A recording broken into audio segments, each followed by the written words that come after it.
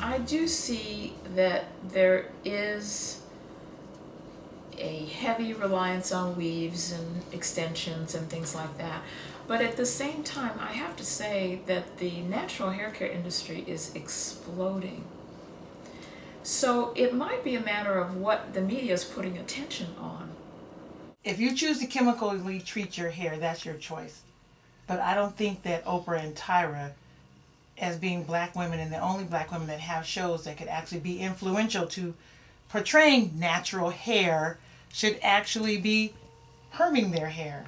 I would say to Chris, Tyra, and Oprah, give more talk shows about natural hair and put audience, people who have natural hair, in the audience for the women, and kids can see that they love themselves no matter what. I have a granddaughter now. She's 14 years old, and believe it or not, she's still stuck in the good hair syndrome. And I think that it has a lot to do with the images that she's surrounded by, even African American ones. We all know Beyonce and what a beautiful young woman she is. But of course, Beyonce has that absolutely straight hair, and it's long hair, and naturally my granddaughter wants to look like Beyonce. Well, Sisterlocks has been in the business of trying to change that for over 15, 16 years. And it's a challenge when you're up against the mainstream media. They have the microphone, they have the loud voice, they have the access to commercials. You know, they have the marketing dollars to package things so that they look beautiful.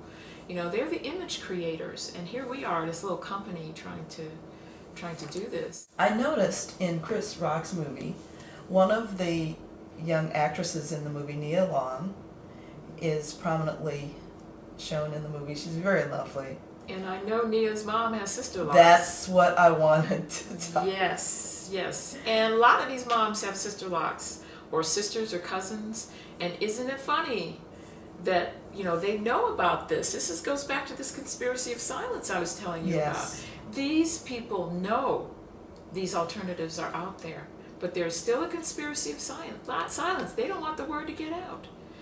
I don't know, you know, part of it is that once people really discover how magnificent our natural hair is, then it's going to affect the whole industry. It's going to affect the product industry. You know, it's going to affect people who are, you know, what the pool of actresses looks like now is going to change. It's going to affect a whole lot. And I don't think people want change.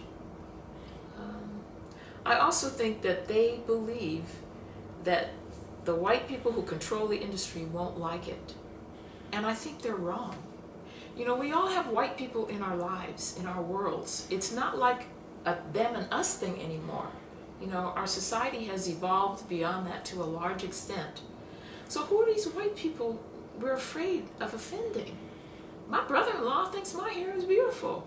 You know what I mean? So-and-so's husband loves her natural hair, you know?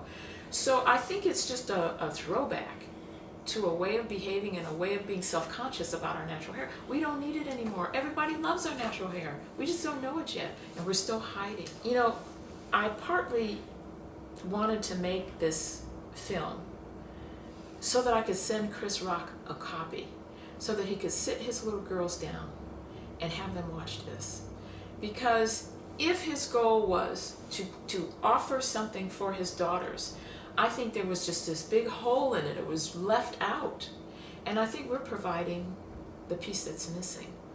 And if he doesn't tell his daughters about the wealth of possibilities for natural hair, then I don't think he's being responsible. So this for you, Chris.